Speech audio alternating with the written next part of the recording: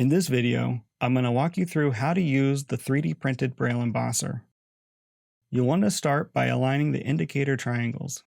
Turn the handle until the triangles on both cylinders are directly on top of each other.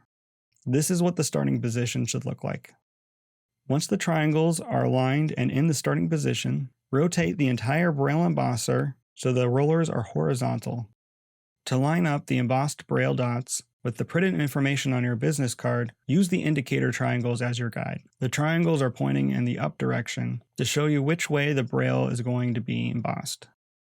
You then orient your card to make sure that it rolls from left to right with the printed information facing up in the directions that the triangles are pointing.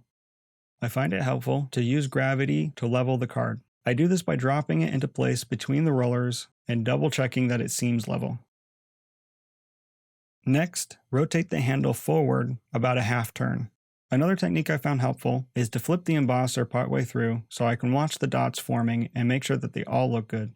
By going back and forth a few times, you can make sure that every dot is fully embossed. This only works really well if you're able to stop before going over the last dot. If you go too far, you may get a misaligned print. Once all the dots look correctly embossed, you can go ahead and roll it all the way through. And that's it. A quick note on settings. This embosser is the 0.4mm cardstock setting. If you have thinner business cards, make sure you use the 0.3mm cylinder preset instead. If at any point you want to change out the cylinders, you can just pull the lid off and let the handle stay attached.